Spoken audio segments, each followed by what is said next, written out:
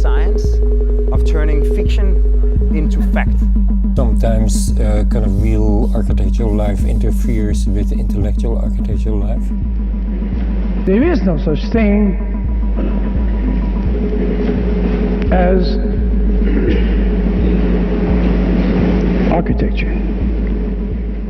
Hello, this is your temporary host, Sammy Prouty, and you are yet once again listening to Architecture Talk. Typically on this podcast, Vikram Prakash hosts conversations with contemporary thinkers that expand how we know and imagine the built environment.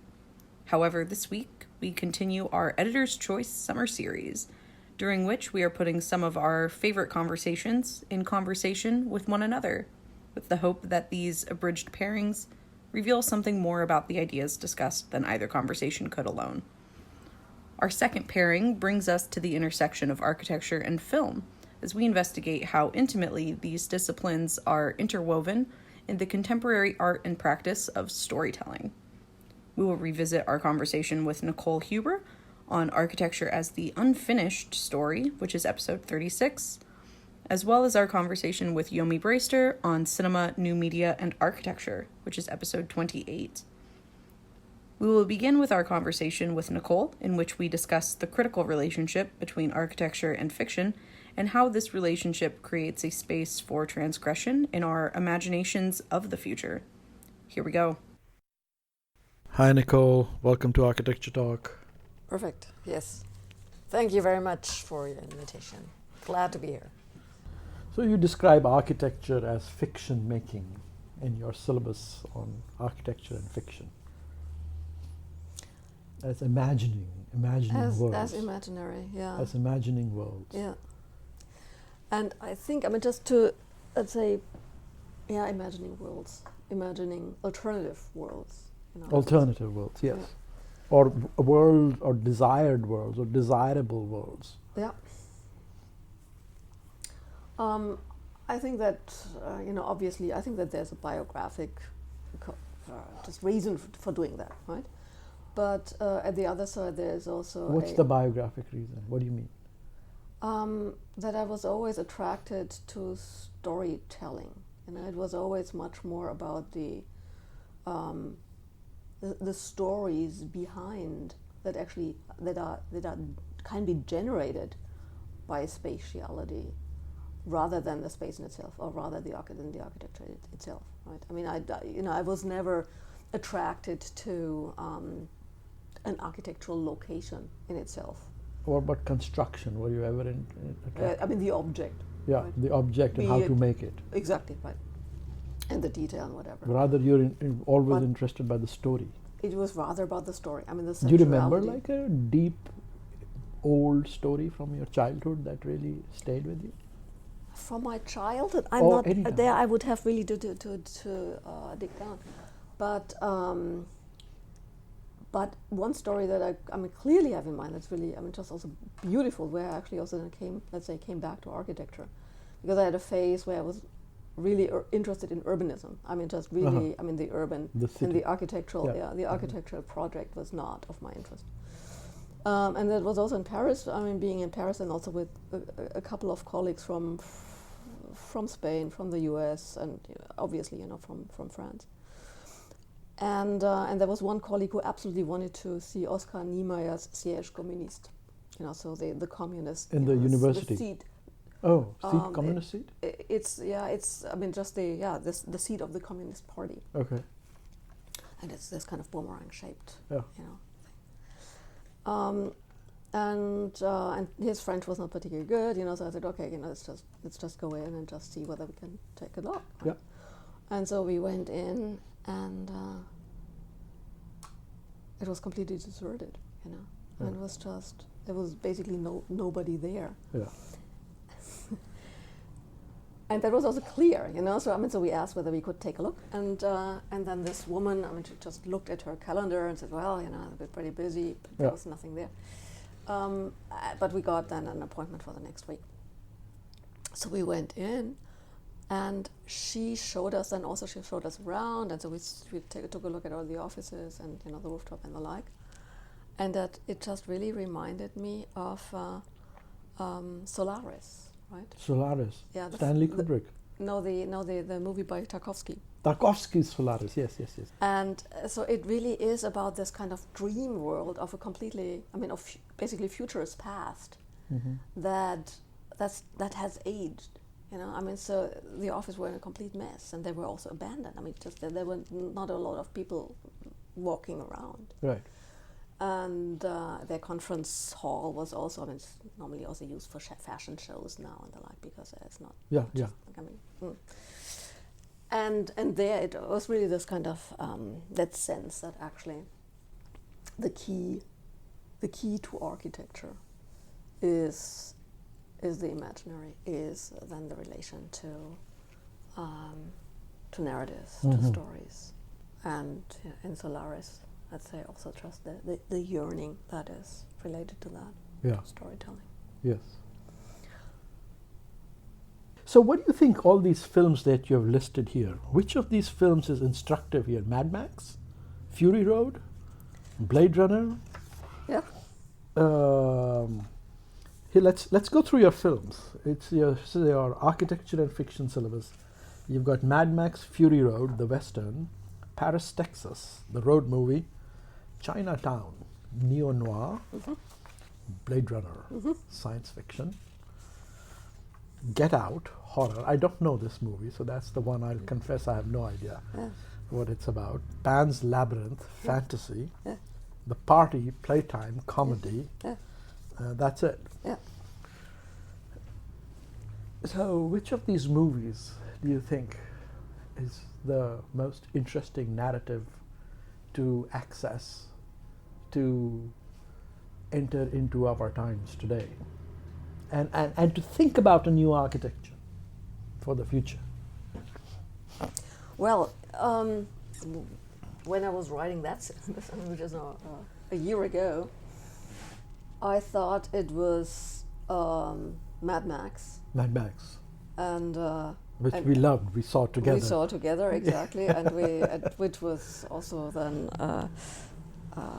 just advocated for by students, right? It was also this kind of just understanding, their culture, their popular culture, which I then also thought is a key in the whole series. Right? Obviously, Mad Max also has its history, but the ways in which we understand utopian thinking, right, as this green place, to which they try to escape, right? This kind of motherland of the green space, only to find out that it doesn't exist anymore. So the nostalgic yearning for a utopian place that would relieve, a place of redemption, essentially. And then you go there only to find out that it's paradise lost. Right. And the Western as a genre that was supposed to be leading you to a promised land, Right. To a manifest destiny, to a sense of community, Yeah. right? To a functioning community, and which then would be in a kind of a new environment, Right. that is a space of redemption, essentially biblical. Yeah. And the ways in which then the Western, of course, then turns into as a genre. I think for that reason, it's more genre based than film based.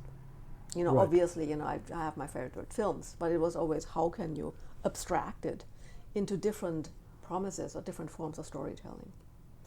So how is this a useful, or I suppose in your terms, transgressively productive image to think through or think another kind of an architectural future? I think that it is that one is, just the conventions in which we live are so much based on evidence and what is supposed to be the factual, right? So you do analysis of a site, and then you have a program, and then you go for it, right? As if this was given, as if it was evident, that this is just the situation and also the problem that we are dealing with, and then you're a problem solver, and this is it. Yeah. And then we all live towards this bright and sunny future. That obviously will never occur. Yes. But what if what if we just step back and just challenge the ways in which the problem is stated and raise questions. Right.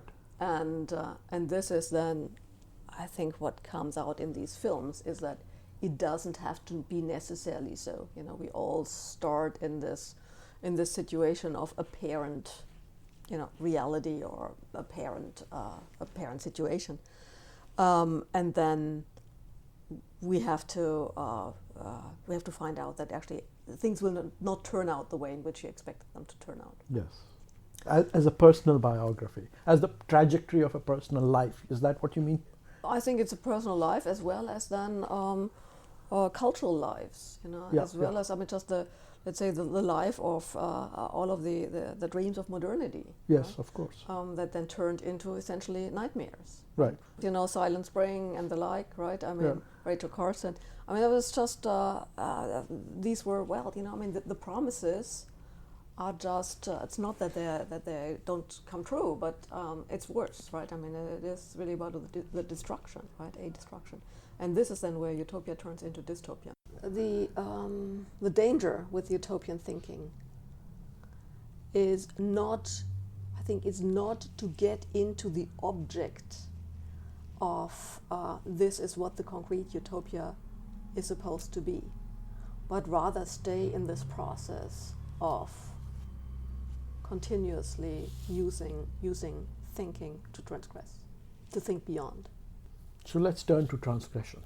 So thinking not as a process of identifying goals and attaining them, but thinking as constant transgression or persistent critique.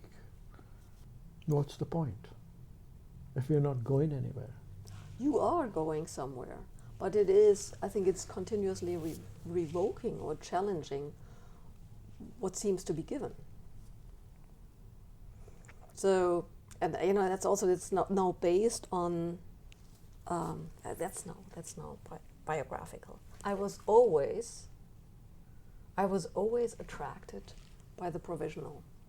Provisional. Yeah. Why? By the I don't know. And I had this conversation when I was a student, actually, with a friend of mine, who then said he was always, as a kid, you know, sitting in the back of the car, he was always surprised that the city of Frankfurt, despite the fact that they were building at it continuously, Yeah. that it wasn't done. It was never done. It was just never done, right? That was a continuous process. And this was just, for me, it was always much more intriguing to have the incomplete Yeah. than to have a kind of a pristine, finished project in front of me. So it was always, you know, where things were, you know, I mean, parts were peeling off, the rebar is sticking out. You know, where it is, I mean, that it's clear that it's not there. And and then again, you know, what do you then do with this? One, I mean, you try to start writing about nothing. That's also where the narrative comes in, where there's always some yearning, there's always some possibility of change, you know, something that will still develop. And I think that then has to do with actually, you know, the professions of my parents. Really? Yeah, who were both doctors, radiologists. Radiologists. Right? Radiologists. And so if you have radiology, I mean, you clearly see, right, what's going on in your body. You know, so you have an X-ray, and it's kind of this is what you have. Yeah. Right? Either you have something, either it's clean, as it's called, or there you have some kind of verb disturbance, blah, right? Yeah. So that was the thing, that reality is then a diagnosis that is complete, right? I mean, it's there. It's kind of as a product, right? It's finished, finish line, essentially.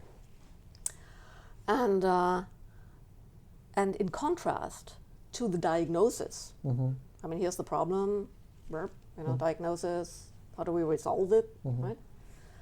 As a contrast, I always saw design as this kind of open-ended production.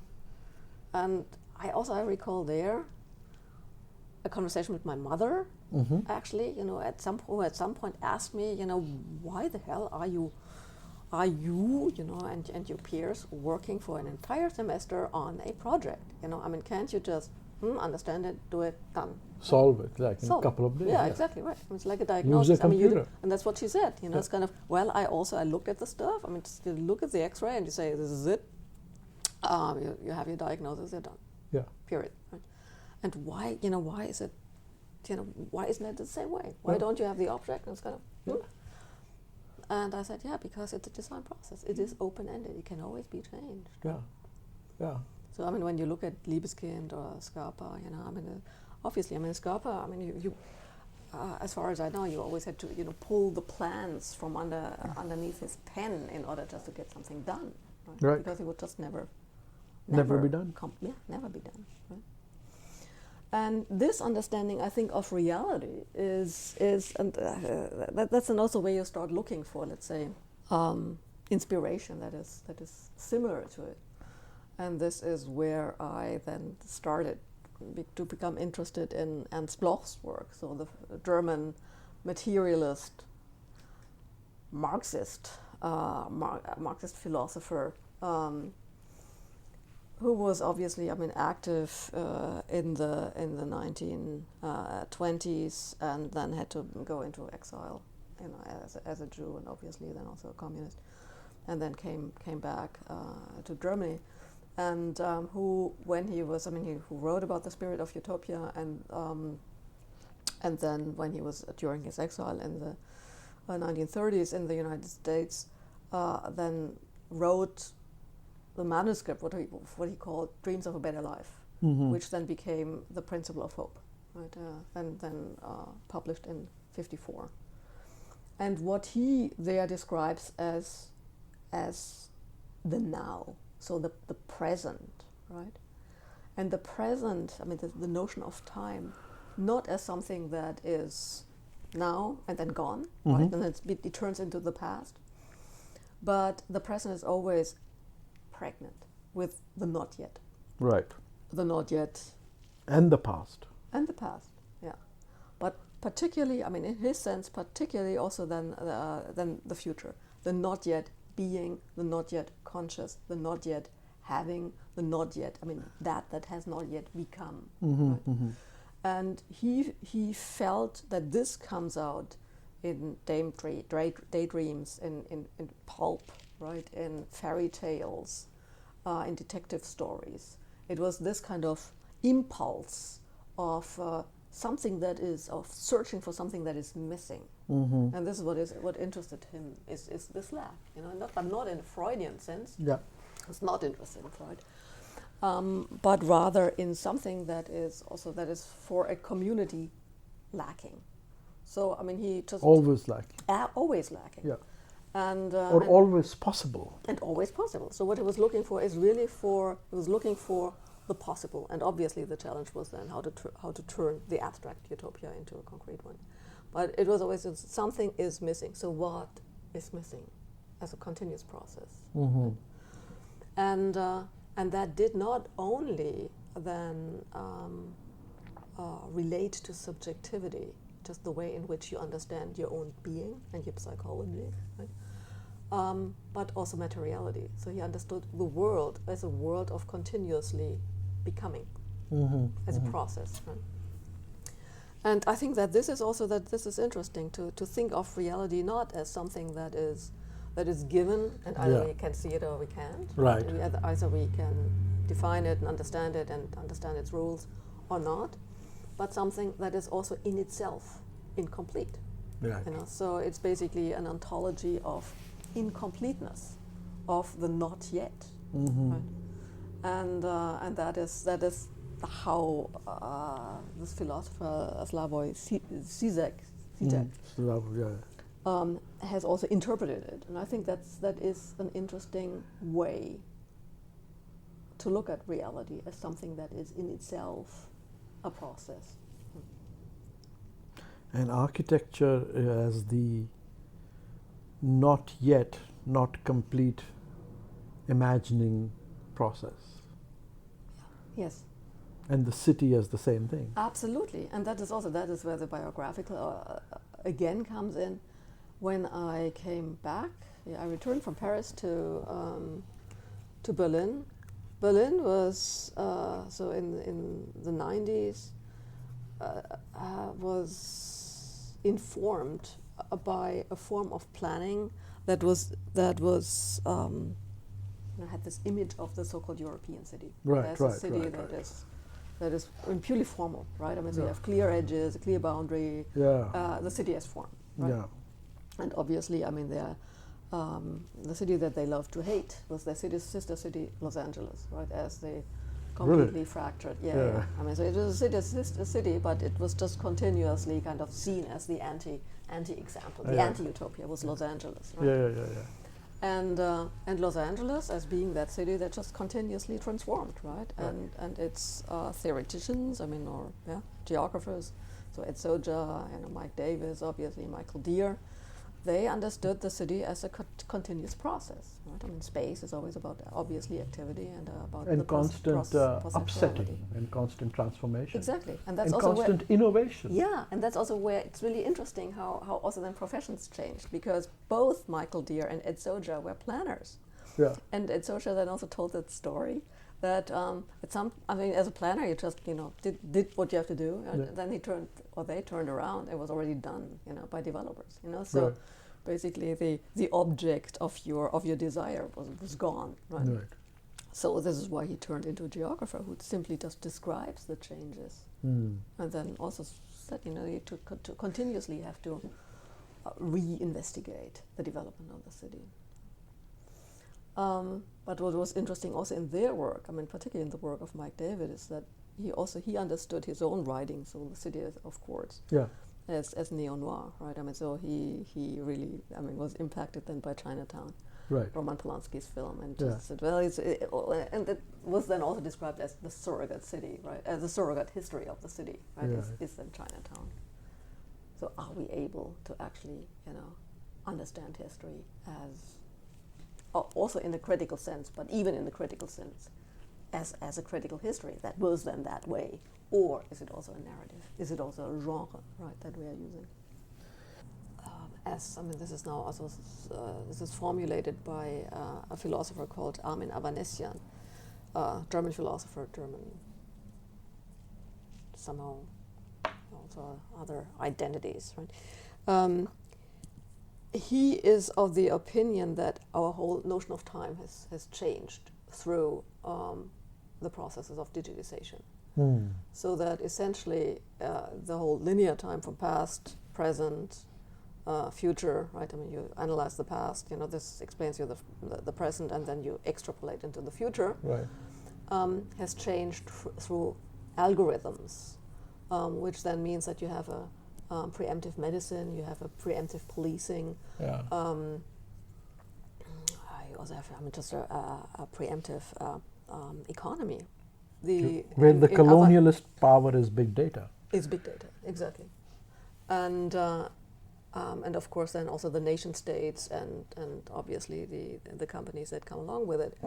And then Avanesians and the point of others is then to write counter narratives. Right? And this is Black Panther, for example, is then a counter narrative to this notion of progress or a future that's already set. Right? Yeah, big data doesn't necessarily promise progress in the utopian sense. Big data just says, we'll tell you. Yeah, exactly, yes, exactly. And it will be so. Yeah, but I think that this kind of, I mean, since architecture, right? Architecture, so what are we actually doing, by designing, planning architecture is still, and I think that Michel de Certeau is right there, that it's still trying to overcome time through space, right? I mean, you build something in order then to be able to accomplish this bright and sunny future for a community, yourself, and the American dream, whatever it is. Yeah. Right?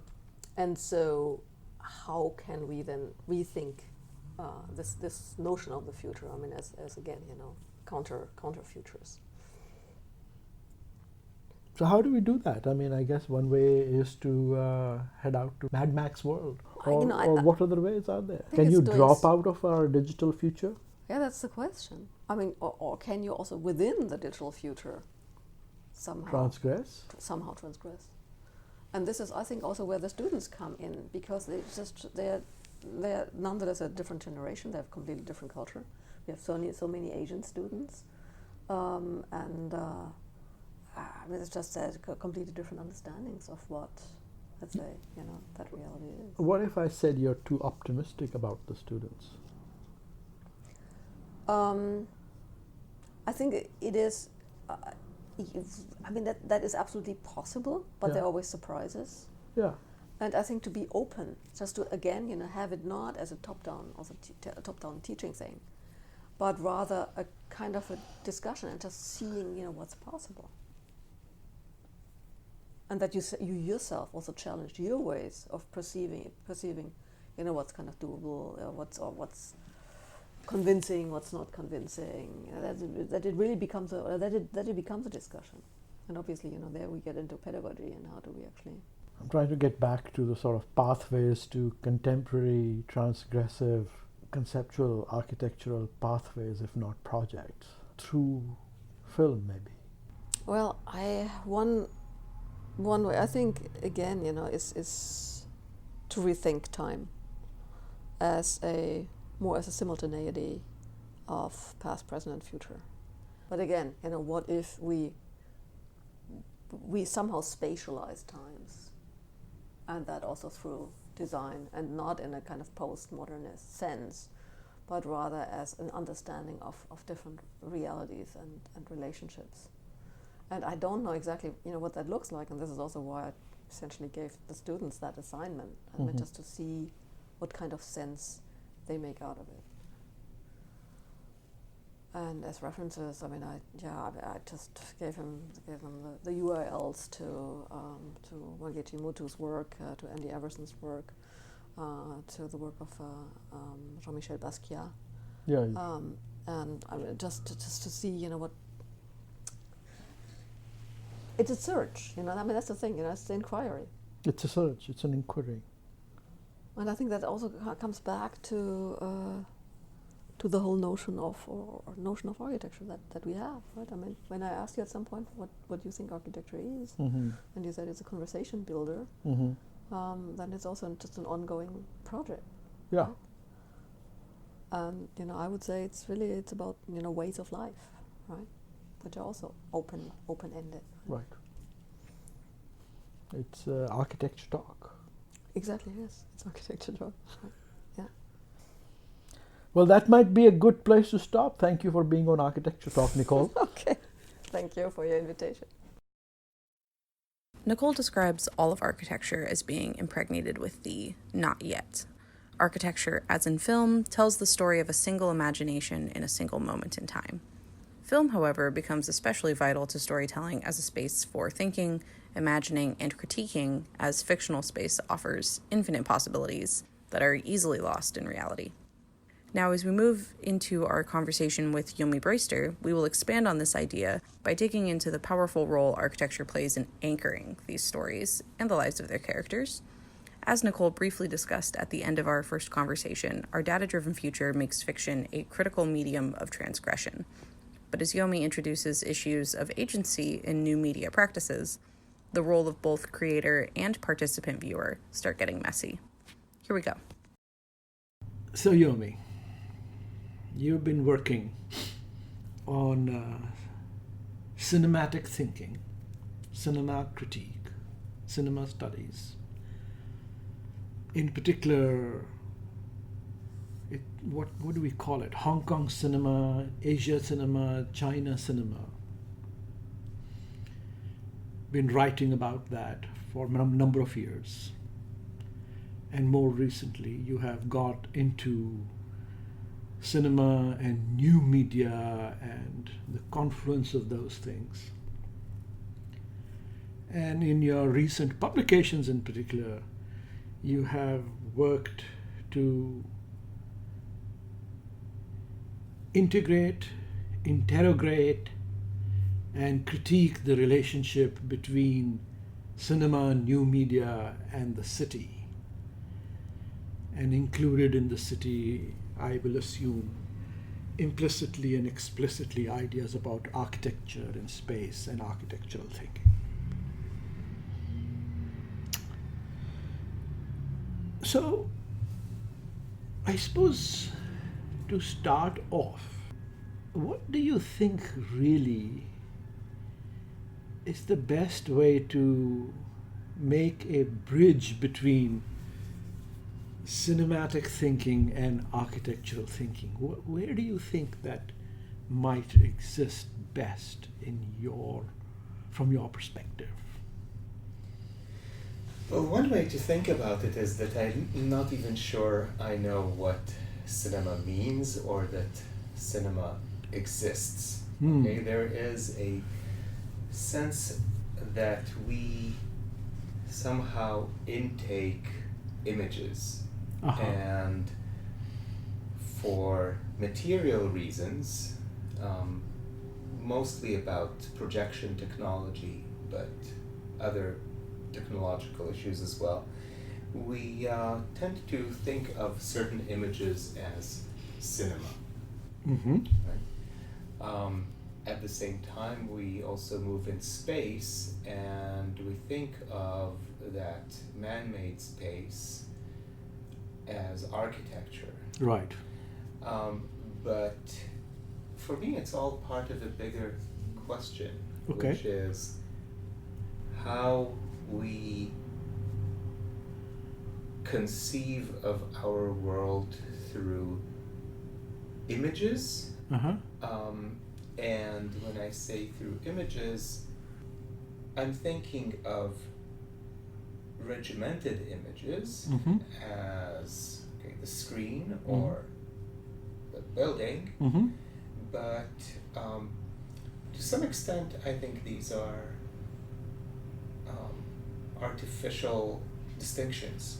Right. And in fact, I'm very interested in those confluences that prove these distinctions false. So that you have projections of images, or moving images, on buildings. Right, right.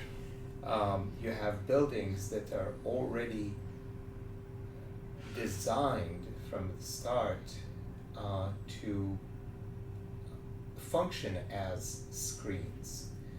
You have film theaters or galleries or other projection spaces where the architectural design is part of how we are supposed to approach the images. Right. When we view them or when we even participate in creating them in various sources. Would you say in this way both these disciplines are significantly anthropocentric, in the sense that they are both focused around the human eye and ear, and in that sense the eye as in the eye, ego eye? You have me there because my Foucauldian instincts always draw me toward thinking in terms of structure. So I think it's a delicate balance between what the artist does, what the viewer does, and what the larger structure, material and social structure does. So there, and by structure I mean, for example, the medium, right? I mean, if we talk about this is going to be somewhat different from last time we talked because I'm writing a different paper. Good. But right now I'm writing a paper that that leads me to questions precisely about subjectivity, and it's actually part of a project where various scholars are asked to discuss the idea of the chronotope. In the city, right? So chronotope is a term that's pretty common in, or used to be at least pretty common in literary thinking, the idea behind it is that a work of fiction creates its own space-time. Okay. And that space-time is not only fictional, but it is what the fiction is in many ways. Mm-hmm. That is, once you have a hermetic chronotope in which has its own rules, right? It has its own way. Everybody in that realm, in that fictional realm, behaves according to those usually implicit rules of what time and space do. You think of magical realism, think Italo Calvino, or whatever. Right. Yeah. Exactly. And it's true even for what we would call realistic novels. Sure, even but that. For sure. Yes, once you get into, say, Calvino, you definitely get into a very different kind of a space-time, and I guess that's also why architects love Calvino, right? Right. There's a sense in which that is what makes an artwork stand by itself, Mm-hmm. right? And I can see that, and in fact, my last book is structured around the idea of the chronotope, Mm-hmm. among other things. And now I'm at the point where I see how the chronotope breaks down, how the idea even of the chronotope breaks down. And that happens precisely because I don't believe in the total agency of the subject. So when you asked about, well, the anthropocentric Mm-hmm. understanding of images, of buildings, Yeah. yes, that's definitely there. Right. But it's a fiction, and we have to remember that it's a fiction, and part of the fiction is the fact that we think of that person in the middle of the anthropocentric realm as some kind of unified subject. Mm-hmm. But actually that's not true. And I think that's not true.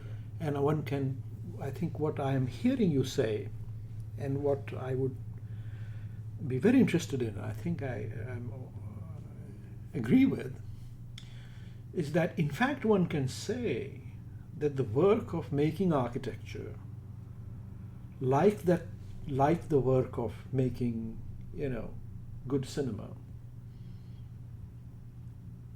is using the scaffolding of the anthropocentric eye view to precisely interrogate it with the objective of finding out what the nature of the other agency in the world is, like in a sense implicitly connected to this idea of third space, which intermediates between these two classic agencies, the search for which, the manifestation of which, the use of which,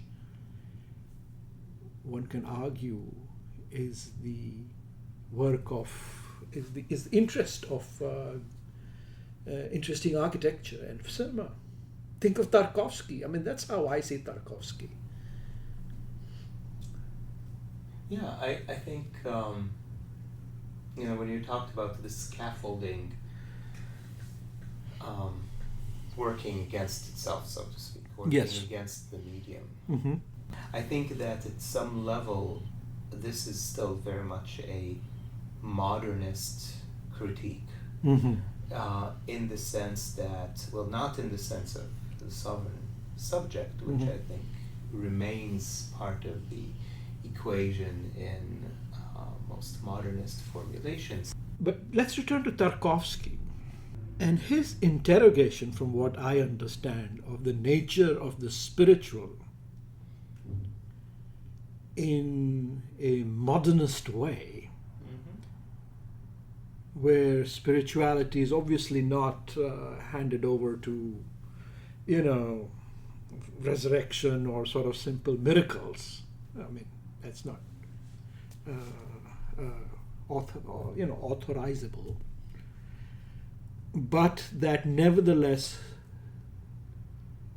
his films, way I see them, are struggling to institute and create and show some other kind of quote unquote spirituality, which is this kind of third agency,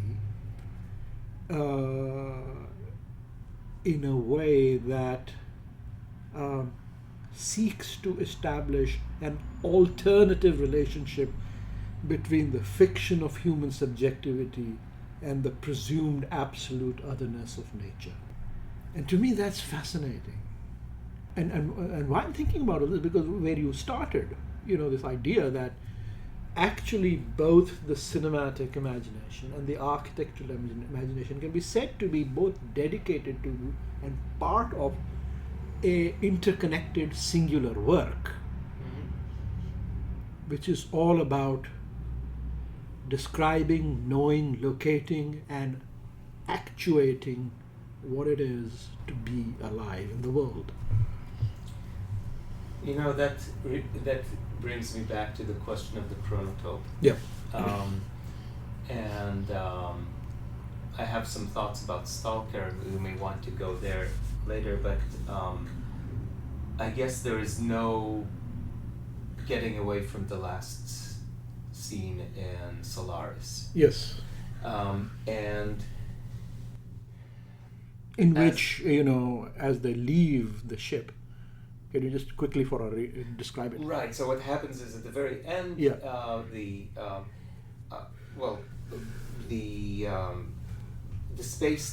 The people at the space station realize that Solaris is sort of a live creature, that it's a cogent entity that can bring to material form their thoughts and their wishes, and in fact their most profound wishes, the kind of wishes that you have to be careful what you wish for. Right. And it becomes a sort of horror film for a Yes, while, yes. precisely because of that. And so they leave the space station. But then we see what has remained on the surface of Solaris itself. Yeah.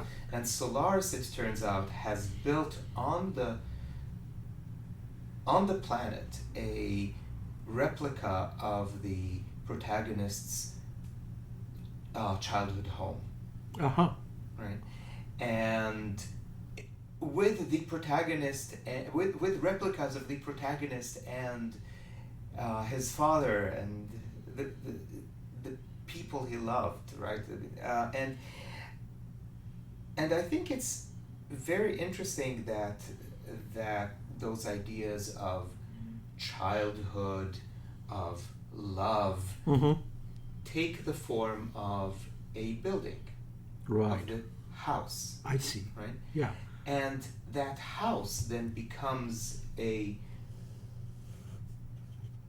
embodiment of a chronotope, if you want. First of all, it is Right. a perfect chronotope in the sense that it's a hermetic realm. Of course. Right? It has its own rules, and Right. it's the rules of Solaris, Right. The rules that, in fact, the people on the space station realize they can't work with, so they go away. But fiction remains, right? Right. It's just like a novel. Every time you open it, the fictional world is there, Right. and Right. in important ways it's the same. I mean, I realize that the reader is never the same reader, even Right. if it's the Well, same there are so person many and- chromatides. Yeah. Yeah, but there is definitely a sense in which what happens in novel always has happened and will happen Yeah. in that novel, Right. which is how I explain to students why they need to use the narrative present when they describe the plot of a novel of a film or a film, right? Why? So tell us why. So Why the narrative present? Yeah. Because every time you open the cover of the novel, or Yeah. every time you press play to Yeah. watch a the film. Yeah. it's real. just there. Right. It is there. There is no was and will be. Right. Right. So the Eternal protagonist present. walks on the street, Yeah. and tomorrow the protagonist walks on the street, Right. and yesterday the protagonist walks on the street. There's no Right. walked and will walk. Right, because this is our world, and the chronotope remains the same. It remains hermetically locked, Okay. right? And you have this locked realm on the surface of Solaris. Yeah. And the protagonist, who is of course not the protagonist, Yeah. it's his replica in the fictional Right. world, which has its own space-time, understands his emotions through a building, Right. right? Why a building? Yeah. Yeah. So for me, it's not just a question of a site, Uh-huh. right? It could be a river. In fact, rivers do a lot in In Tarkovsky, Tarkovsky, of especially course. rivers with weeds. Yes, yes. Flowing through or Yeah. being Yeah. swept by the flow, but there are the buildings, right? There are the burning buildings. Yeah, also. there's the burning building in Nostalgia. Yeah. There is the building in Solaris. There is the Well, there's a swimming pool. the swimming pool. Yeah. There is the building, if you would call that, or entire compound in Stalker, Uh-huh. which also ends up being understood as some kind of figment of the imagination. Right. So and that imagination has to take the form of a building. Yeah. And part of it, I would argue, is because we, in some, I don't want to get into the we actually, because that leads us into archetypes, something that I really don't believe in. But definitely for Tarkovsky, there is a sense in which we have to anchor the subject somewhere, and the relationship, we have to anchor the relationship between the subject and space-time, and for that you need a journey through a building. I see. Aha.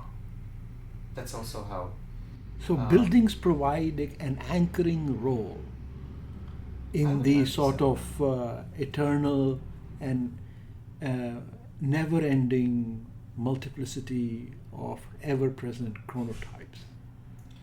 I would argue so, except that these buildings are also shown sooner or later As to be- chronotypes.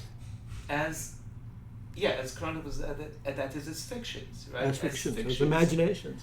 as figments of disturbed imaginations. So we have traveled Tarkovsky and we have theoretically deconstructed.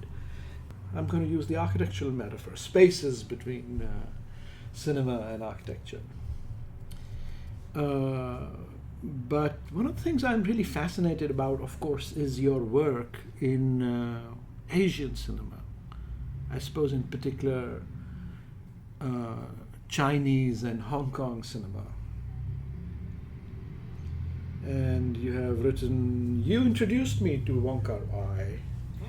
And That's an honor. it is an honor, and thank you, my God. What an introduction. What an auteur, right? I mean, my God. And more recently, through your writings, I'm starting to learn about public agency in new media in China, as the Uniqlo example, which we might talk about in a minute.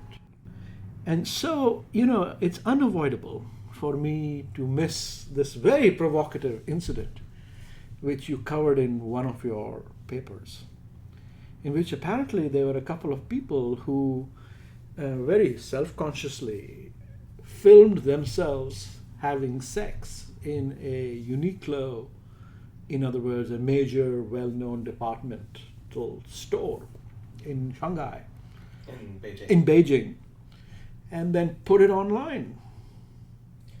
And the discussion is about what is that agency of doing that, filming it and putting it online.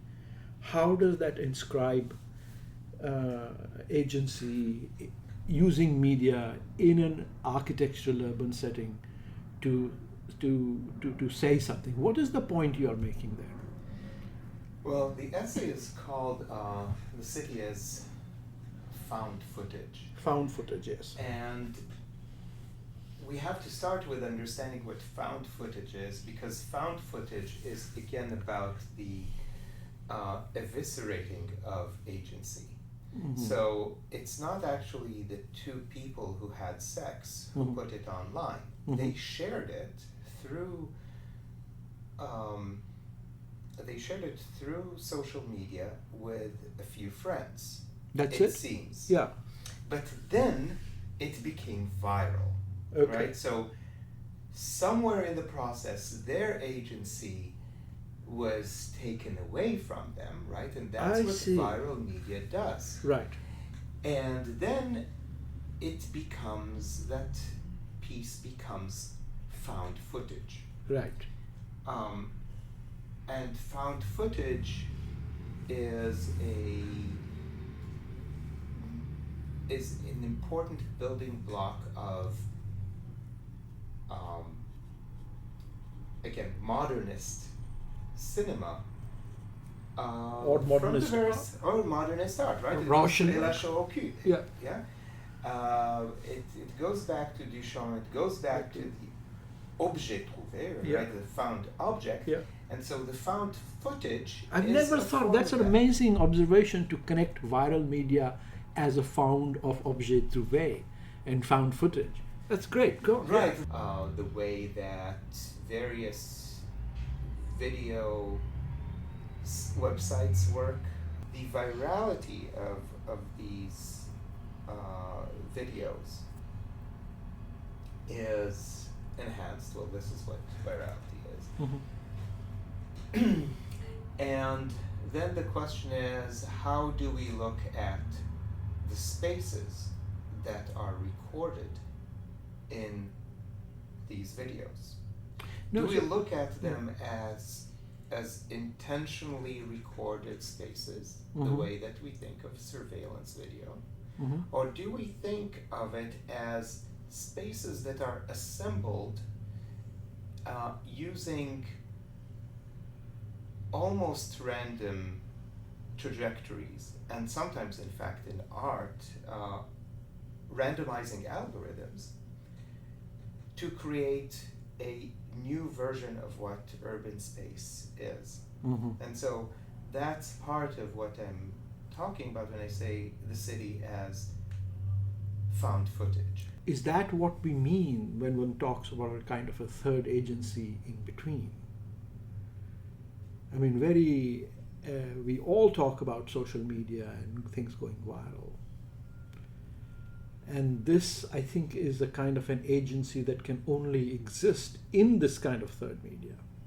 Right. And then I'm left with a question that is giving me a big headache, which is, what is the role of the artist, the visual artist, the architect?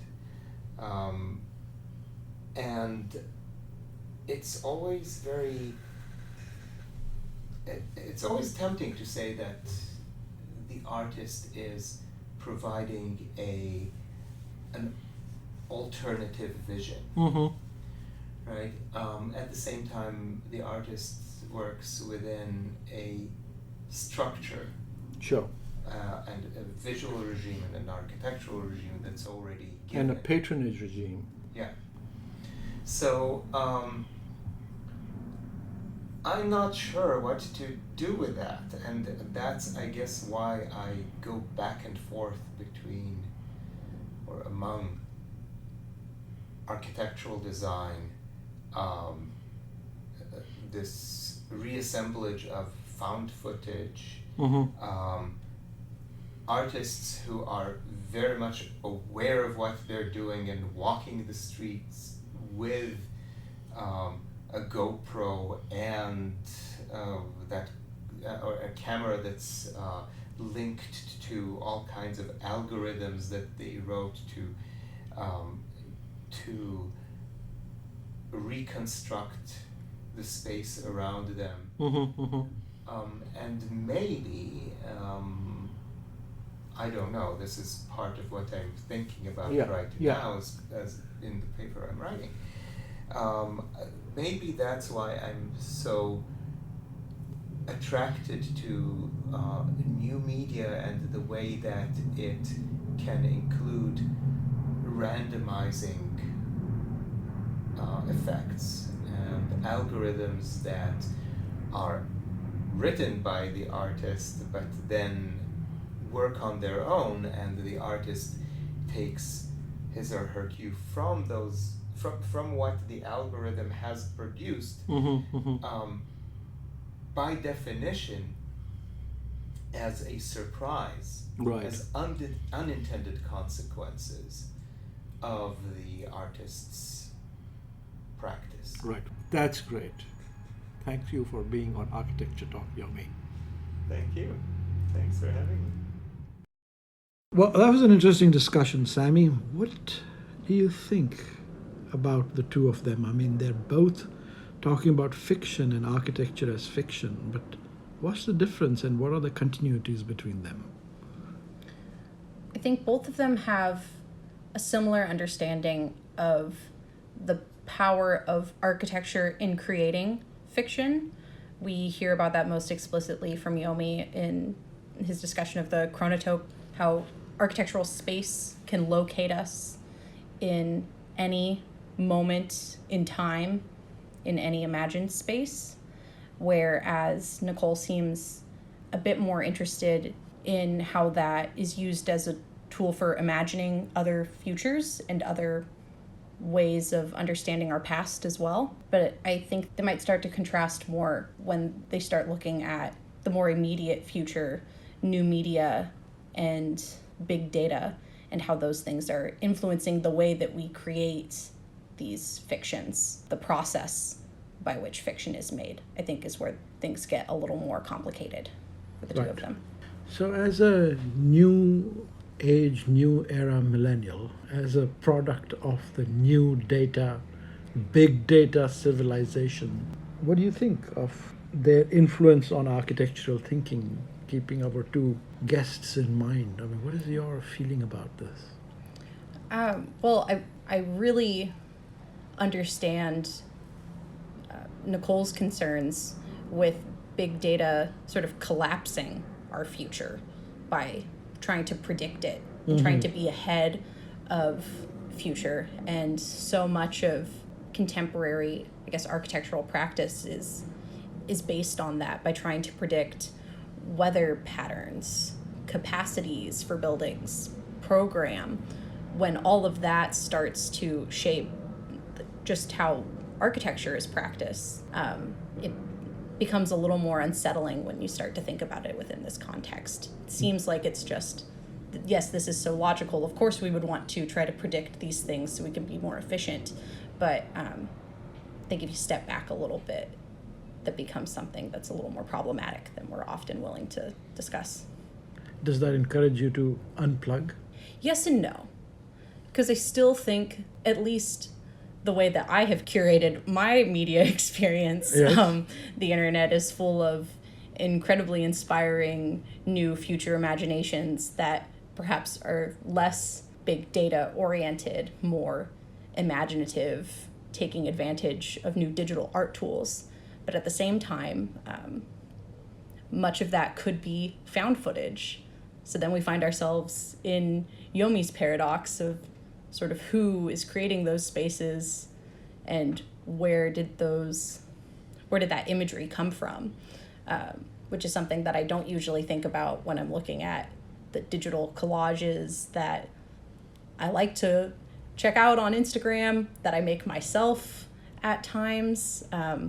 So from both directions, I guess I'm a little weary. Yeah, these are uncertain times. There was a time when it seemed that everybody swore by digital technology as the liberating force of the future. But now there's a lot more panic in the air. Yes, I guess as we become liberated from uncertainty, perhaps that's not as great as we thought it would be. Right. Good point. Well, tell us a little bit about your next pairing then. So the next pairing, we will be investigating two incredibly talented architects from two vastly different parts of the globe and how both of them have pursued designing the indescribable. Wow. And who are these amazing figures? The fabulous Javier Sanchez, who has his practice in Mexico City and teaches at the University of Washington on an occasion, and the Pritzker Prize-winning architect B.V. Doshi. All right. I think this is going to be great. Look forward to it. Thank you, Yes. Sammy. Thank you.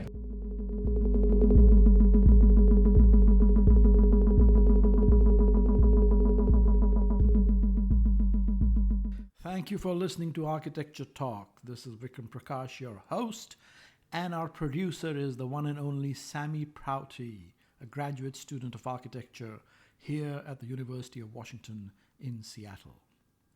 I hope you all enjoyed our conversation, and if you did, please do take a moment to subscribe and to rate us on iTunes.